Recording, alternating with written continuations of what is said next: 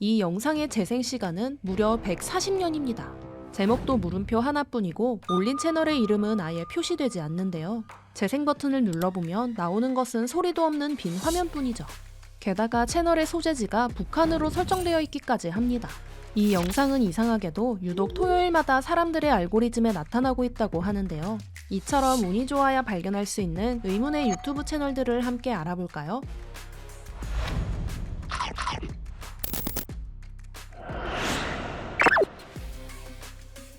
2023년 7월 31일 유튜브에 기묘한 채널이 하나 등장합니다.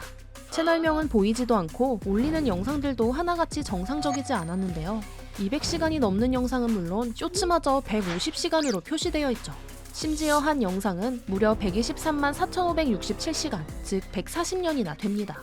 겉보기에는 이름 없는 채널이지만 채널 주소를 보면 ShinyWR이라는 이름을 찾아볼 수 있는데요. 사실 그가 올린 영상들은 유튜브 시스템의 허점을 이용해 숫자만 조작한 것입니다. 영상들을 재생해보면 실제 길이는 모두 약 12시간 이내라는 것을 알 수 있죠. 이 때문에 누군가가 유튜브 시스템의 한계를 의도적으로 시험하고 있다는 분석이 쏟아졌는데요. 일각에서는 이 채널의 지역이 북한으로 표시된 점을 두고 실제 북한 해커의 실험일 수도 있다는 음모론적 반응도 보였습니다. 게다가 댓글에는 토요일마다 알고리즘에 이 채널이 뜬다는 의견도 많아 더욱 미스터리한데요. 이것이 단순한 장난일지 거대한 음모의 시작일지는 여전히 베일에 쌓여있죠. 여기 11개월 만에 7만 개가 넘는 영상을 올리고 사라진 의문의 채널이 있습니다. 2015년 3월 유튜브에 Unfavorable Semicircle이라는 채널이 등장했는데요. 채널이 생성된 이후 10분에 한 번씩 쉬지 않고 영상이 올라오기 시작했습니다. 영상의 제목은 전부 궁수자리 기호와 무작위 숫자였고 영상 내용은 온통 왜곡된 화면과 변조된 음성뿐이었죠. 간혹 남성의 목소리가 알파벳과 숫자를 단조롭게 읽는 영상도 섞여 있었는데요. 이 기이한 채널을 분석한 레딧 커뮤니티가 놀라운 사실을 발견합니다. 일부 영상의 프레임을 겹쳐 합성하자 위성사진, 위키피디아 페이지 등 숨겨진 이미지가 나타난 것이죠. 이는 BBC에서까지 보도되었고 채널은 순식간에 인터넷 최대의 미스터리 중 하나로 떠올랐는데요. 그런데 보도 직후인 2016년 2월 유튜브는 이 채널을 돌연 정지시켰습니다. 당시 이 채널에 업로드된 영상 수는 7만 2천 개 이상이었죠. 이에 대해 스파이 암호통신, 유튜브 내부 테스트 등 수많은 이론이 쏟아졌는데요. 채널이 정지된 지 10년이 넘었지만 이 암호 영상들이 담고 있던 메시지는 여전히 풀리지 않았죠. 이 영상은 실제로 촬영된 외계 생물이라는 의혹이 있습니다. 2011년 4월 유튜브에 이반 0135라는 계정이 나타나 짧은 영상 4편을 올렸는데요. 영상에는 1942년부터 1969년 사이 옛 소련 KGB가 촬영한 기밀 자료라는 설명이 붙어 있었습니다. 4편 중 가장 화제가 된 것은 스키니밥이라는 별명이 붙은 외계인 영상이었죠. 영상 속 존재는 커다란 머리에 큰 눈을 가진 전형적인 외계인의 모습이었는데요. 카메라 앞에서 천천히 고개를 돌리고 눈을 깜빡이는 모습이 소름 끼칠 정도로 자연스러웠습니다. 전문가들은 2011년 당시 기술로 이 수준의 영상을 개인이 만드는 것은 거의 불가능하다고 분석했는데요. 마지막 영상이 올라온 2011년 5월 이후 이 계정은 완전히 침묵했죠. 14년이 넘도록 아무도 제작을 인정하지 않았고 수익 창출도 하지 않았습니다. 정교한 CG인지 정말로 유출된 기밀 영상인지는 아직도 밝혀진 게 없죠. 그렇게 스키니밥은 인터넷 UFO 커뮤니티의 가장 유명한 미해결 사건으로 남아있습니다. 이 유튜브 채널에는 너무 기이해서 방송이 금지된 비디오들이 모여 있습니다. 미국에는 30년 넘게 방영되고 있는 장수 프로그램 아메리카스 퍼니스트 홈 비디오스가 있는데요. 이 프로그램에는 매년 엄청난 양의 비디오 테이프가 접수되지만 대부분은 방송되지 못합니다. 이유는 대부분 재미가 없었기 때문이지만 일부 영상은 너무 기괴해서 방송에 내보낼 수 없었죠.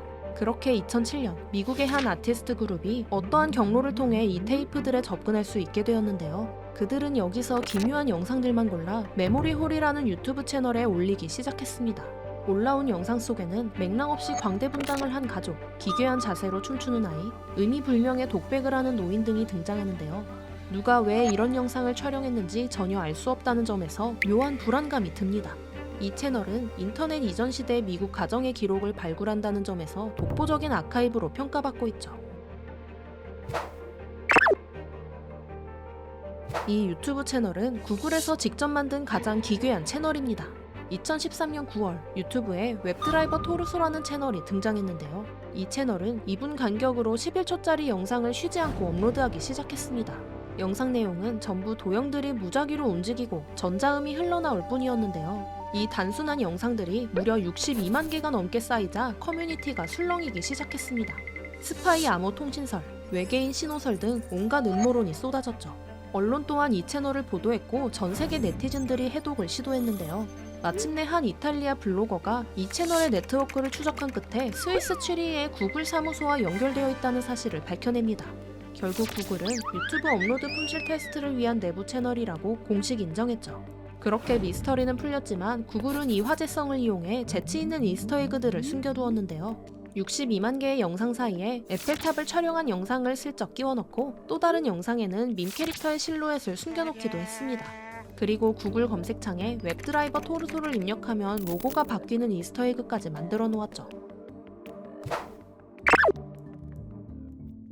이 소름 끼치게 생긴 존재의 브이로그를 볼 수 있는 채널이 있습니다. 고무 마스크와 마네킹 팔다리로 분장한 이 존재는 쉐이 세인트 존이라는 이름으로 불리는데요. 영상 속에서 그는 집 안팎을 돌아다니며 계단에서 넘어지거나 전화를 받는 등 의미 없는 행동을 반복하죠. 대표 영상 핸드띵은 그저 마네킹 손을 움직이는 것이 전부인 영상입니다. 이 캐릭터에는 정교한 배경 서사도 붙어 있었는데요. 전직 슈퍼모델이 기차 사고로 팔다리를 잃고 CIA의 시술을 거쳐 마네킹 부품으로 재건되었다는 설정이었습니다. 이 설정은 영상에서 직접 설명되지 않고 웹사이트와 블로그에 흩어져 있었죠. 수년간 아무도 이 캐릭터 뒤에 숨은 사람이 누구인지 알지 못했는데요. 뒤늦게 밝혀진 정체는 에릭 포르니에라는 인디애나 출신의 아티스트였습니다. 그는 유튜브가 생기기 전부터 이 단편 영상들을 클럽에서 상영해왔는데요. 그러다가 오랜 알코올 중독 끝에 2010년 42세의 나이로 세상을 떠났죠. 이후 지인들이 그가 남긴 영상들을 유튜브에 올려 디지털 유산처럼 보존하고 있었던 것입니다. 이 게임은 사실 존재하지 않는 게임입니다. 2017년 유튜브에 패스콥이라는 채널이 등장했는데요. 이 채널의 운영자는 플레이스테이션 1 시절에 미발매된 패스콥이라는 게임을 발견해서 이를 플레이한다고 밝혔죠. 그렇게 올라온 영상 속 게임은 아주 밝고 귀여운 퍼즐 게임이었습니다. 알록달록한 화면에서 이상한 생물들을 잡아모으는 단순한 구성이었는데요.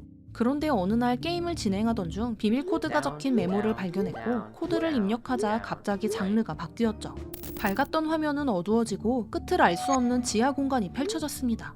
그리고 그곳에는 한 실종 아동의 비극을 암시하는 단서들이 가득했는데요. 이 단서들은 1990년대 미국의 실제 아동학대 사건과 기묘하게 겹쳐 있었죠. 그렇게 화제가 된 이 시리즈는 30개월간 총 24편이 업로드되며 거대한 팬 커뮤니티가 형성되었습니다. 팬들은 위키와 타임라인을 만들어 현실 사건과의 연결고리를 분석했는데요. 그런데 시리즈가 완결된 직후 한 시청자가 이상한 점을 발견했습니다. 패스컵과 동일한 심볼과 음악이 2013년에 올라온 니프티라는 전혀 다른 게임 영상에서 사용되고 있었던 것인데요. 게다가 두 게임 모두 가랄리나라는 가상의 회사가 만든 것으로 되어 있었죠. 그러던 중 트위터에서 모든 진실이 밝혀집니다. 바로 토니 도메니코라는 인물이 자신이 패스컵의 제작자라고 밝힌 것인데요. 알고 보니 패스콥은 게임 프로그래밍부터 그래픽, 음악, 성우까지 전부 그가 꾸며낸 1인 프로젝트였습니다. 그렇게 존재하지 않는 게임으로 30개월간 전 세계 시청자를 속인 이 시리즈는 이후 크리피파스타 장르의 시초가 되었죠.